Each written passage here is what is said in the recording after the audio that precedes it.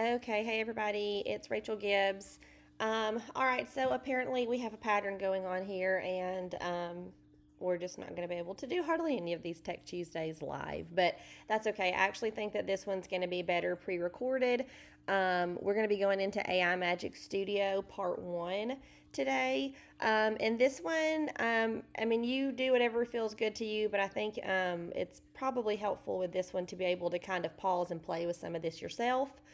So I think it'll be a good thing that we're pre-recording this one. All right, another reminder that this is the bit.ly to access the help guide in case you want to be able to click any of these links as we go through. And again, this is the fourth session of our Tech Tuesday, so this is definitely not an intro session. So if you have not watched the sessions before this one, you might not be quite ready for what we're jumping into today. So, what we're going to be talking through today is the Canva Magic Studio. So, I'm going to do a little overview of the studio altogether, and then we're going to get a little bit of a start into some of the new artificial intelligence elements that have been built into Canva. It's pretty awesome what you can do with it. So we're going to again do an overview kind of everything. We're going to go into Magic Media today, which is Canva's text to image graphic or video tool. And then we're going to also do some of the image editing features. And then we'll pick up and do some more of the artificial intelligence pieces in Canva in our next session, in session 5. I will do a quick little disclaimer too for this one. I think by now Canva has rolled out most of these features to everyone, but I do know when I first started learning about all of the AI features in the Canva Magic Studio, that a lot of them were still in beta mode. So if there's anything that I go into and you don't see the option for that on your screen, it could be that you are just still in the population of Canva users that feature hasn't been rolled out to. They're kind of slowly releasing some of the AI features to people over time. So if you don't see it now, you should be seeing it in the very near future. But I think for the most part, everyone should have access to these. All right, so there's a link here just to the overall Canva Magic Studio. Like I said, there are tons of things here, and even between this session and the session that we'll do next, which is the part 2, still with both of those, I won't be able to go into absolutely everything that you can do with the AI tools in Canva, so definitely come back to this link and explore. There's a little opener video here that's kind of a great preview of all the things you can do.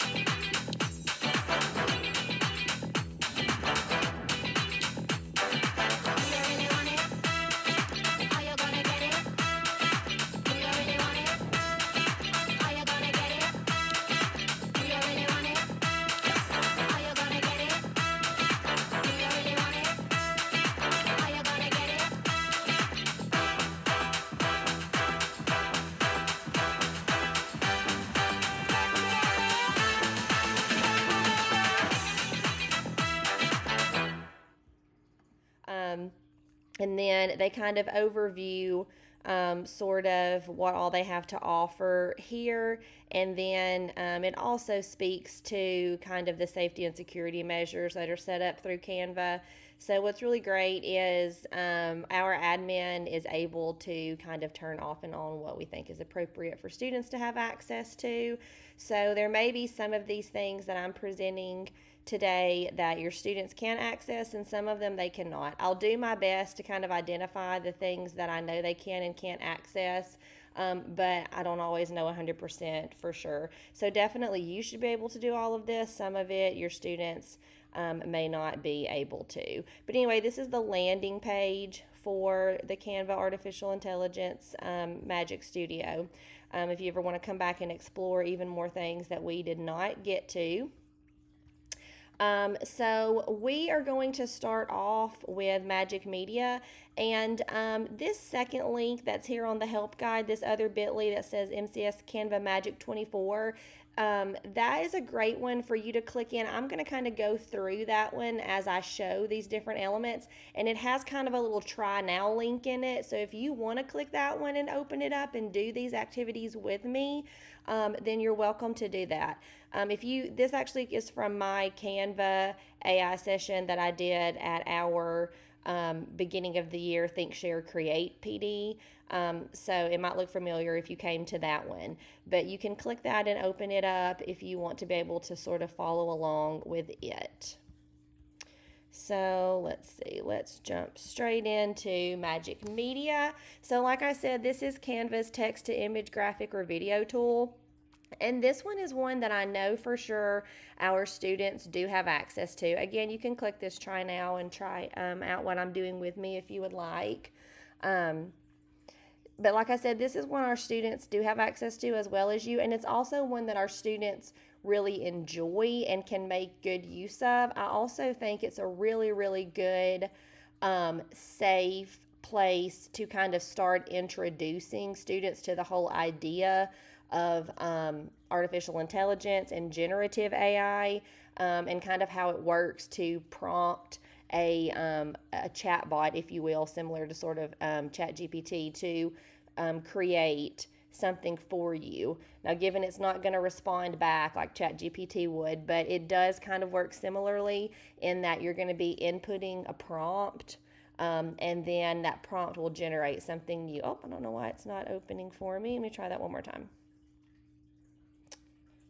Here we go. Okay, so this is just kind of a little example one that they have, but you can open this up in any project that you're doing just so you know how to get there when you're not in this little practice project. If you look over on the left, you may already have an app down here at the bottom that's called Magic Media. If you don't see it, or if your students don't see it, they can go to the apps option and just search Magic Media, and that will pop up for them to click it. Once they click it, it will be added over here to the side. But okay, so we're inside here, and notice I have the option to generate videos, graphics, or images here. So my little practice project wants me to do a video, so let's try that one. Video is the newest one. It's a really new feature. All right, so it wants us to describe that we would like alien planet concept art, and then generate video. The other thing about the AI tools is that they do take just a little bit longer to use. So that's another reason why I didn't put quite as much on our agenda for the session today, because you do have to kind of hang out for a second while it generates.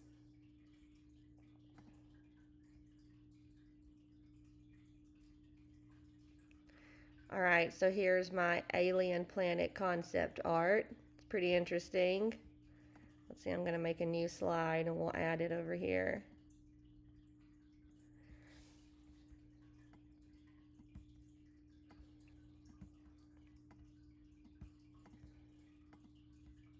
All right, so we got that. Okay, so let's also try doing a text to image, which is one that I think our students can use even more. So let's see. let's say that we want, you can do kind of funny stuff. You can kind of get specific. Let's say we want a unicorn wearing a tutu to be on this alien planet.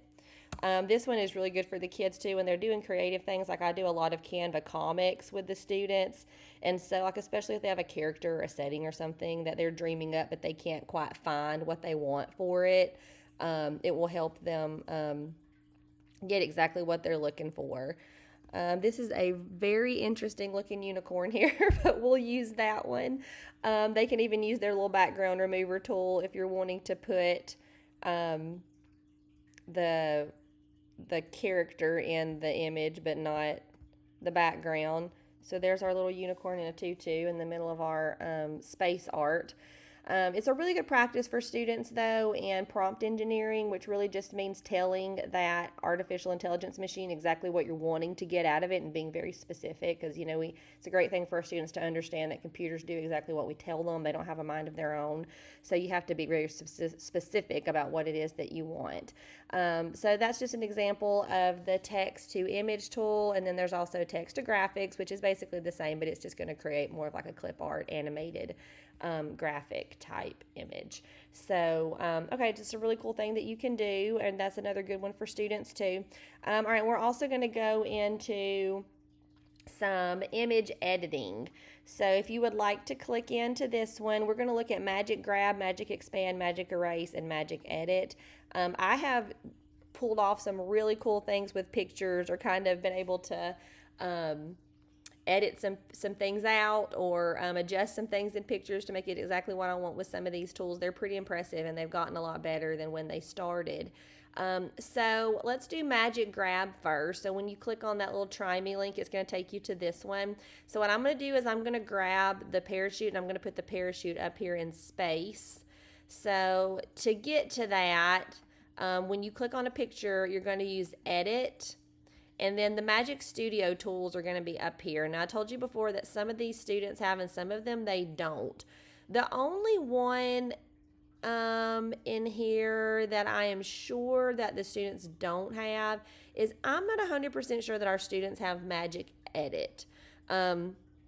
I'm not really sure why they wouldn't. It's probably something we should work on getting for them, but I feel like in the past I have not seen Magic Edit on some of theirs. But we're going to try Magic Grab with this one. So I'm going to click into Magic Grab. Now, it used to be that you would have to use the brush tool to do this and kind of color over the area you're trying to grab, but now they have this new click option. It doesn't work great if it isn't kind of like well-defined objects. I think they're still working on improving it, but as long as the object's kind of well-defined, it's pretty easy to click and remove it. So I'm going to click on that. I'm going to grab it.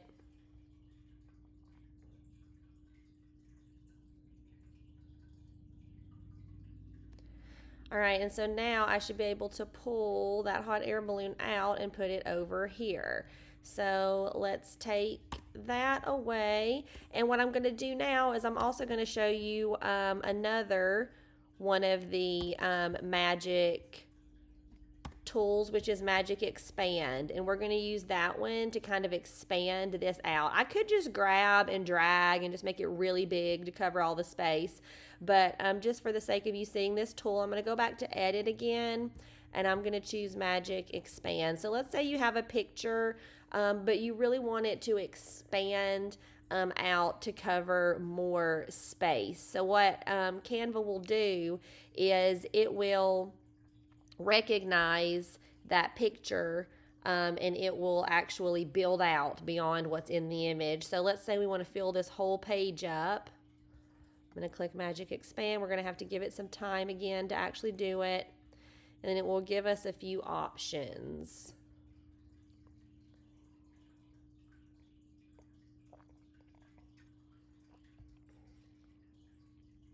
Okay, I kind of like this one. That one's kind of cool. I've got like another planet peeking out over there.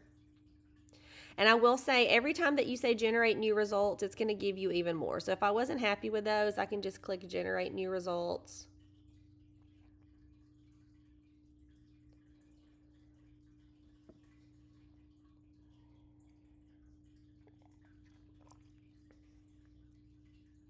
Ooh, I like the planet down below.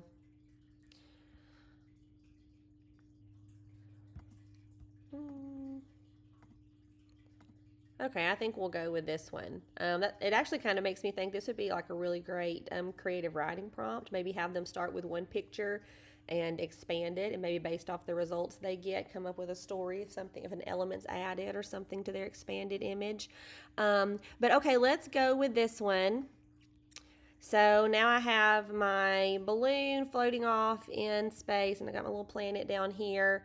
So I wanted to also show you Magic Erase and Magic Edit.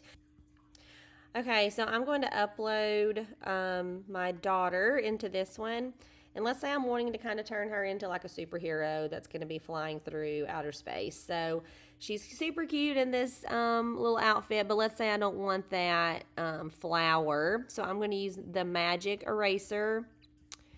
And I'm guessing, yeah, so this one's one where it's not going to really detect each individual element very well when I use click. So I'm going to use brush for this one. You can adjust the size of your brush.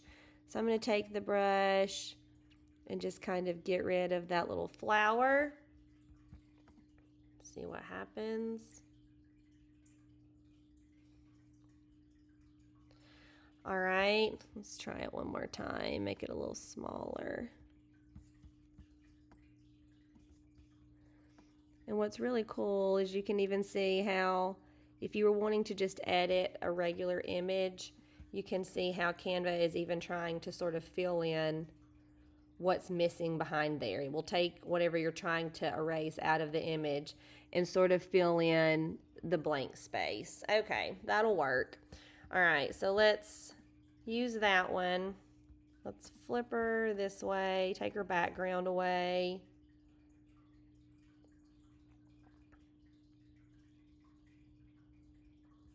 All right, and now we've got her sort of floating through space, but maybe I want to try and change this belt to be more of kind of like a superhero belt, so I'm going to use Magic Edit on that one. All right, so with Magic Edit, I know it's not going to detect her belt because I tried the click before, so I'm going to use the brush and make my brush a little smaller. And it doesn't have to be just perfectly precise, but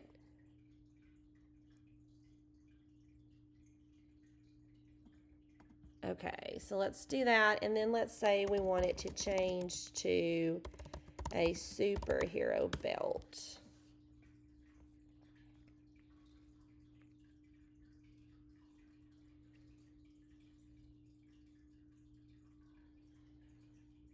Oh, nice.